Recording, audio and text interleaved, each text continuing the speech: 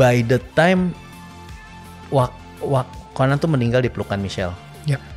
Yang Michelle bilang kayaknya Conan sengaja nih nggak mau pergi waktu ada gue. Karena gue sangat lengket sama Conan, sangat nempel. Terus by the time gue buka pintu, Michelle tuh Michelle udah meluk Conan, cuma bilang Conan udah pergi. Udah gitu kayak, aduh kayaknya kenapa nggak bisa tunggu lebih sedikit lagi gak sih gitu loh. Tapi menurut Michelle mungkin siapa tahu justru memang Conan tuh nggak mau perginya ketika ada gue gitu loh. Pada saat itu terjadi akhirnya gue meluk Conan. Terus gue cuma bilang, Tuhan ini gak asik banget sih. Ini gak asik banget, gak lucu nih, gak lucu. Hai, ini gue Daniel, tetangga kamu. Yuk kita mulai. So, akhirnya sekarang nih kita baru mau masuk nih di bagian prank by God-nya itu sendiri gitu ya. Again, kayak tadi kita sempat ngobrol juga, itu kayak di PHP-in sama Tuhan. Dikasih sebuah ekspektasi yang tinggi banget, tapi abis itu malah tidak sesuai dengan ekspektasi kita. So what happened ketika akhirnya lu udah menemukan cara, abis itu lu ada dokter di Thailand yang bisa mengobati, tapi duitnya tadi antara 2M atau 30 miliar gitu. So what happened? Tadi kan kita cerita ya, maksudnya kita belum melihat ada saksi hidup yang menyatakan ini bisa sembuh total dengan baik, gitu loh. Di akhir 2018 kita ketemu Michelle dari temannya Michelle punya teman lah, teman gereja kita juga, cerita anaknya udah sembuh dan kalau ada orang yang punya case yang sama dia willing to help. Gitu loh, bantuin konekin ke rumah sakitnya. Dia cerita anaknya bisa sembuh meskipun ada struggle-nya gitu loh. Ya udah kita minta ketemu dong, kita ketemu, dia jelasin itu ternyata kan dari awal waktu dibilang bone marrow transplant, oke, sumsum tulang belakang, kita di bayangan kita kan pasti wah operasi besar nih gitu loh, dan menakutkan, dan anak kecil disuruh operasi gitu bisa nggak gitu loh. Ternyata setelah dia jelasin, oh ternyata nggak semengerikan itu, terus prosesnya lancar, bla bla bla bla, dan kita ngerasa oh siapa tahu ini jalan yang timingnya juga tepat lagi. Ini apakah ini jalannya dibukain gitu loh. Terus kita nanya, oke, next stepnya apa kalau mau ngelakuin itu? Ya udah lo cek HLA namanya HLA. Untuk nentuin apakah donor dari kita mana yang cocok untuk jadi donor gitu. Jadi ya udahlah kita berangkat ke Bangkok saat itu. Triggernya juga apa? Karena ternyata biaya HLA itu jumlah persis yang ada di tabungan gue. Oh wow. Jadi gue pikir pertanda dari Tuhan banget. Siapa tahu ini ya kan. Dan untuk melangkah berjalan sama Tuhan kan sepanjang perjalanan kita belajar kan. Kalau kita kadang-kadang kalau kita nggak mulai stepnya, Tuhan juga nggak akan bergerak kan. Betul. Oke, jadi menurut gua, oke, kayaknya ini pas nih di provide, nggak janjian, biayanya pas persis apa yang kita punya. Ya udah kita jalan. Itu Januari 2019.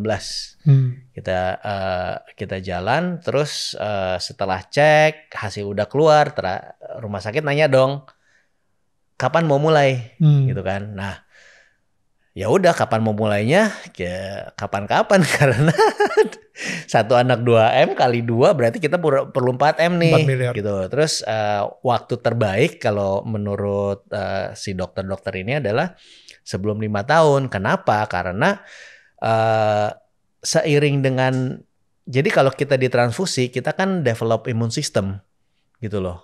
Semakin banyak orang yang transfusi, badan kita membentuk imun sistem lebih banyak gitu. Jadi chance penolakannya tuh lebih besar.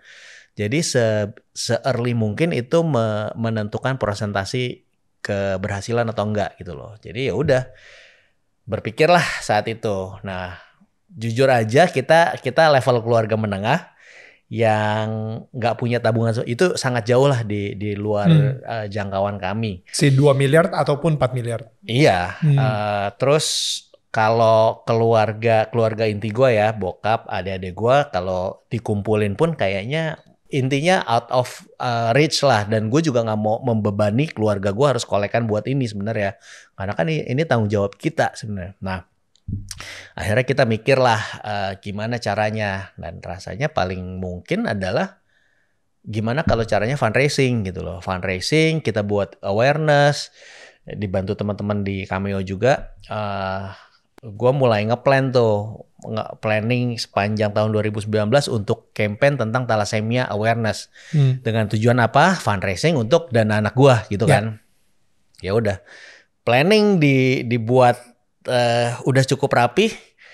Terus di bulan Maret kebetulan gue dapat project yang harus melibatkan influencer. Salah satunya Deddy Corbuzier gitu. Jadi ya udah, gue nggak mikir sampai gue mikirnya planning gue tetap yang udah dibuat ya. Si campaign dan campaign itu ya. Terus waktu lagi syuting, lagi produksi, cerita intinya waktu itu cerita tentang stem cell. Kebetulan ada karyawannya, dia baru suntik stem cell juga buat dengkul lah gitu. Intinya ngobrol-ngobrol, oh ya udah, gue lihat dia tiba-tiba kayak punya concern tersendiri lah. Nah, ya udah, gue lupa, seminggu kemudian tiba-tiba si Deddy nelpon, lu mau gak ke Hitam Putih untuk ini? Hah, tiba-tiba banget. Kebetulan waktu itu Cameo ada harus keluar kota lah. Akhirnya kita ke Hitam Putih lah. Dan saat itu Hitam Putih message-nya tersebar cukup luas. Kejadian itu seperti mukjizat buat kita, karena dalam 3 minggu dana yang kita harapkan terkumpul planning 1 tahun itu tiba-tiba terfulfill. Gila, 4 miliar langsung. 4 miliar. Gokil. Dan rencana gue langsung udah dibuang lah, buat apa. Semua plan yang panjang itu udah bye. Kayak Tuhan menunjukkan God is the provider of everything. Dana yang lo pikir susah, dalam 3 minggu sekejap, dalam langsung bisa gue provide. Kurang miracle apa gitu loh. Mukjizat besar. Kurang miracle apa. Bahkan gak cuman dana berobatnya, even dana untuk kita tinggal di Thailand jadi kayak udah bener-bener gak usah mikir gitu loh. Wow. Teman-teman ada yang mikirin sampai sejauh itu. Gila. Karena kan mereka nanya kan, kalau oke, ini di Kitabisa udah ke fulfill 4M. Kalian buat hidup gimana? Mereka memikir kayak gitu. Kita aja gak kepikiran kan. Kita mikirnya ya udah, yang penting anak gue bisa berobat aja, ya udah bersyukur banget gitu. Terus tiba-tiba ada aja tuh yang kirim-kirim langsung ke rekening kita pribadi. Ini ya buat kalian hidup, ini ya buat kalian hidup gitu. Guys, please stop sending me money. Sampai posisinya sampai gitu.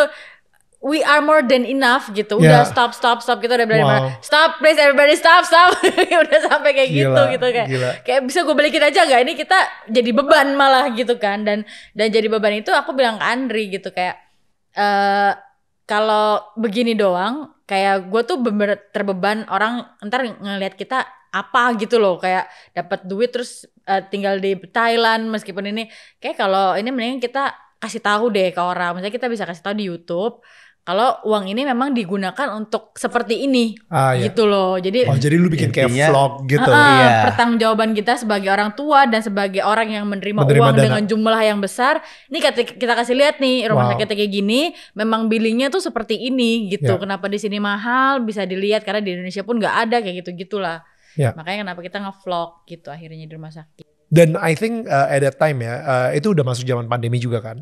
Belum. Itu masih belum. Masih pandemi itu 2020 Maret kan. Kita berangkatnya. Dapat 4M-nya itu kapan?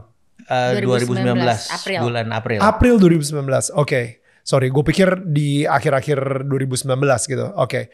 Nah, berarti ketika lu mulai ngevlog di Thailand itu juga masih zaman-zaman sebelum pandemi itu ya? Sebelum. Jadi nah, itu kan planning kita memang untuk fundraising kita do awareness kan. Betul. Nah, saat itu juga Michelle baru mau open up gitu loh tentang si thalassemia itu. Jadi dari awal tahun sebenarnya kita mulai woro-woro tuh, mulai ngomong tentang thalassemia. Jadi tadinya kita punya channel Keluarga Celana ini cuma buat dokumentasi pribadi lah.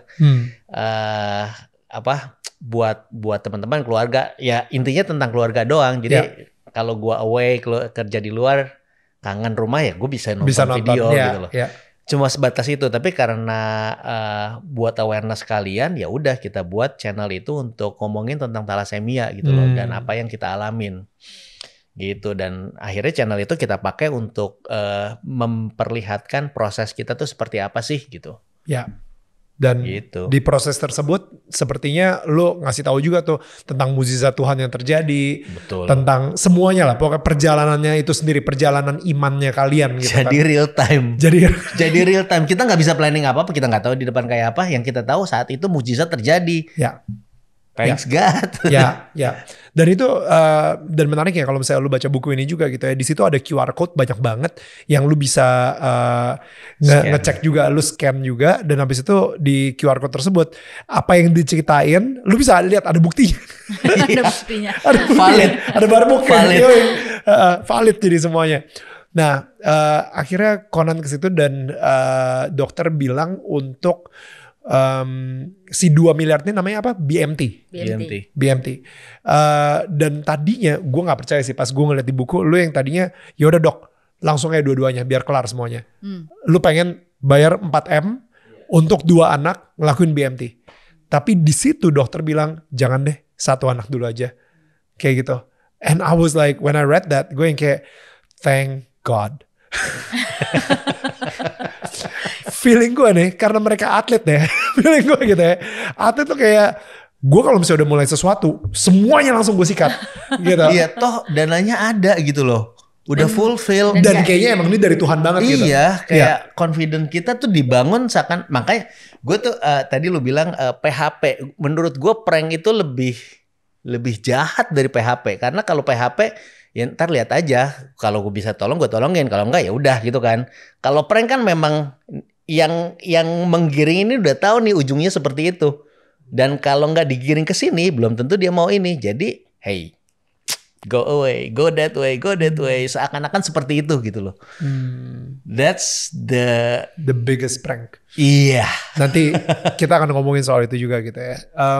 Okay, so what happened ketika akhirnya kalian memutuskan untuk Conan diobati dengan BMT ini? What happened? Jadi sebenarnya kalau secara dibilangnya engraft, jadi apa yang dimau itu bone marrow-nya Conan udah hilang semua, terus dimasukkan lah ternyata sebenarnya dari kita itu kurang lebih persentasenya sama, tapi dokter bilang kalau dari ibu nanti pas dicek kesamaannya ini XXXY-nya ini lebih gampang. Gitu. Jadi ya udah dari maminya aja. Jadi dari maminya aja gitu. Aku emang lebih tinggi cuma slightly doang kayak 10% doang gitu. Terus ya udah dijadiin 1 dan dia bilang 10 sampai 14 hari pasti nanti udah engraft atau udah cocok. Terus ya udah habis itu baru the real journey kata dokternya gitu. Ya udah akhirnya bener Conan di hari ke-10 apa hari ke-11 itu engraft dan disebutnya itu day 0. Karena kayak new life di badan dia nih, semua yang tadinya isinya dia sekarang hostnya dia tapi isinya aku nih gitu. Kan sebagai ibu gitu masuk di situ di badannya Conan. Dan ternyata selama proses ini yang paling banyak terjadi itu namanya GVHD, graft versus host disease. Jadi host disease itu si thalassemianya badannya Conan. Jadi dia kan imun sistemnya diganti kan. Jadi yang lama masih ada, yang baru dimasukin lagi. Jadi mereka akan mendeteksi ya satu sama lain tuh musuhan. Caranya adalah mereka dibuat lemah terus sampai mereka berdamai. Harapannya bisa berdamai. Kalau udah berdamai, baru nih pasukannya ditambahin lagi. Dibiarkan supaya bertumbuh, supaya pasukannya makin kuat, tapi mereka bersatu. Nah, yang kejadian menurut dokter mungkin imun sistemnya Michelle sama Conan sama-sama kuat. Jadi mereka tuh nggak bisa berdamai. Ini makin kuat, perangnya makin kemana-mana gitu loh. Dan ini nggak bisa dikontrol. Jadi dokter cuma memfollow simptomnya aja. Jadi mentreatment sistemnya. Jadi Jadi dokter pun nggak bisa mendeteksi ini akan larinya kemana aja. Jadi lari yang mana itu yang dihandle. Lari kemana itu yang dihandle gitu loh. Prosesnya berapa lama tuh? Dari day 0 sampai akhirnya kita kehilangan Conan. Dari day 0 sampai kehilangan Conan itu 1,5 tahun. 1,5 tahun. 1,5 tahun. Harusnya kalau berjalan mulus aja itu rata-rata 1,5 bulan. estimasinya. Makanya kenapa tadi kita minta 4M, itu kan estimasi harga 2M itu untuk satu anak. Di treatment tadi kayak Kak Daniel bilang, satu anak itu 1,5 tahun untuk intensif di rumah sakit. Jadi kita waktu itu 2-3 bulan di rumah sakit intensif, gak boleh keluar masuk, ada ruangannya sendiri. Bahkan dari ruang Conan tuh kayak ada ruang sterilnya dulu baru bisa masuk ke ruangan Conan gitu. Udah sampai begitu gitu. Itu yang tadinya 1,5 bulan harus jadi 3 bulan ya kan, karena Conan dapat banyak ya itulah. Terus akhirnya bisa pulang, sebenarnya waktu itu sempat bisa pulang di bulan ke-6 akhirnya kita pulang. Terus tapi setelah pulang itu masih ada bolak-balik ke rumah sakit sampai akhirnya 6 bulan kemudian kondisi Conan mulai drop. Nah mulai drop itu sampai akhirnya Conan pergi gitu. Kalau misalnya kalian pengen lihat itu di buku, again, itu udah benar-benar dikasih lihat semuanya secara detail banget proses-prosesnya. Dan gue sendiri pas lagi baca bukunya sendiri, gue sampai teriak-teriak sendiri ke Tuhan gitu. Kayak Tuhan ini kenapa terjadi gitu. Dan asli sih, sesek banget gue bacanya juga gitu. It's a tough book to read. Gue pengen nge-skip bagian itu aja, sorry. Gue gak pengen kayak ngebuka luka lama lagi. Dan maksud gue, I think sebagai orang tua itu the biggest nightmare ya untuk kita semua, untuk kehilangan anak gitu. Dan ada foto di mana kalian berdua bersama Conan, tapi Conan sudah ada di petinya gitu. Itu gue gak tahan sih. Itu meledak sih gue. It was so sad.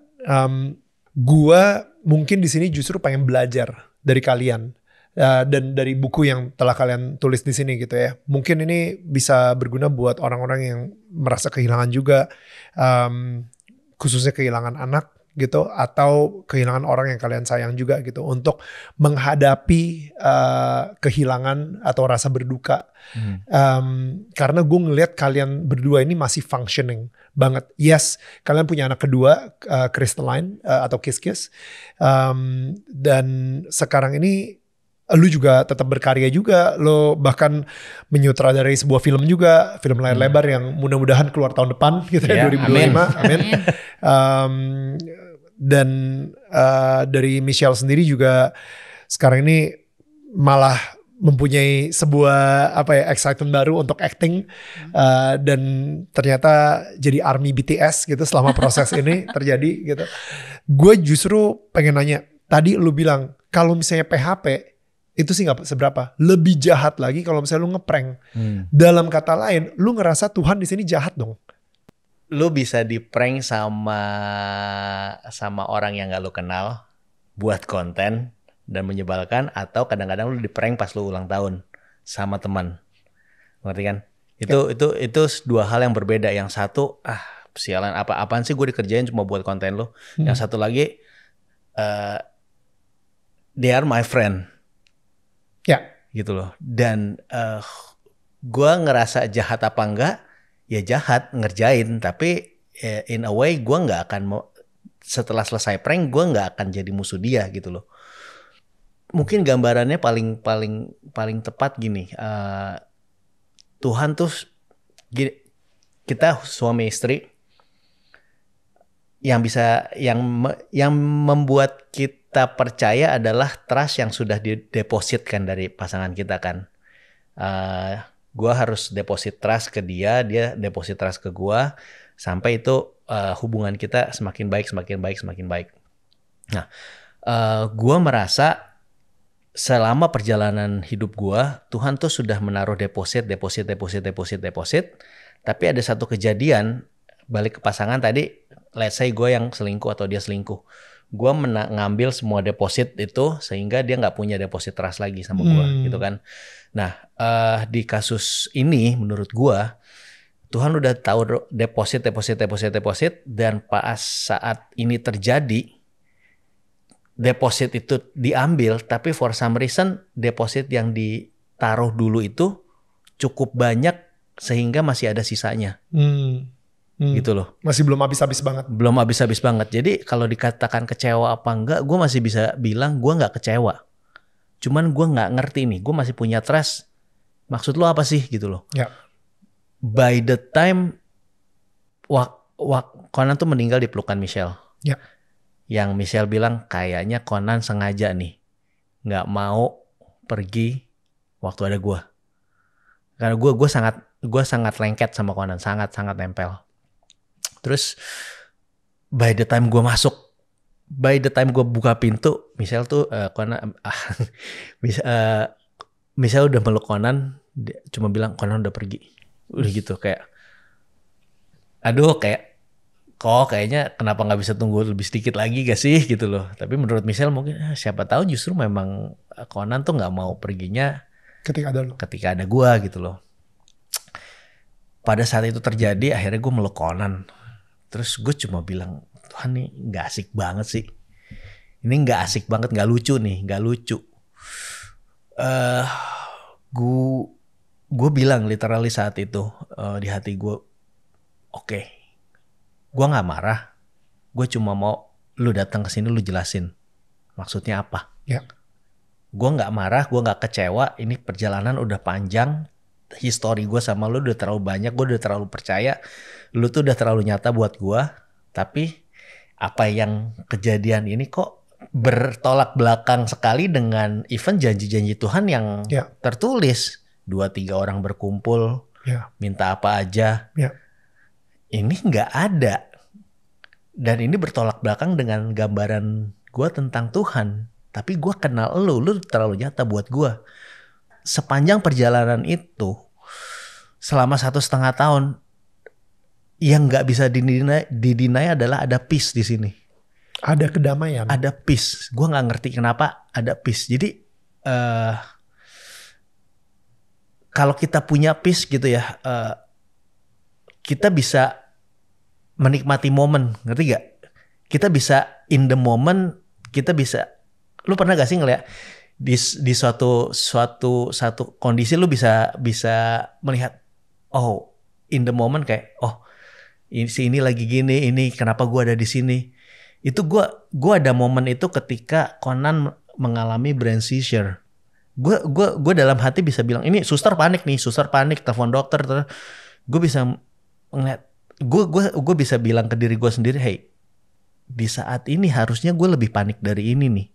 Gue kayak semua tuh slow motion gitu, dan gue cuman bisa tenang. Gue berusaha manggil Conan aja, kok bangun kok, karena dia berusaha ngelihat gue, tapi sepersekian detik matanya tiba naik lagi, dan dia udah nggak bisa kontrol badannya. Momen-momen seperti itu menyertai gue sepanjang perjalanan itu. Jadi kayak Tuhan tuh terlalu real. Ini nggak mungkin ada peace-nya, itu nggak mungkin ada. Gue bisa tenang, bisa ngobrol, bisa make it as a jokes. Jadi makanya Tuhan, gue nggak tahu gue punya ekspektasi apa lagi, tapi explain to me what. Gue tahu lu terlalu nyata buat gue, dan lu nggak melakukan apa yang rasanya menurut gue harus lu lakukan.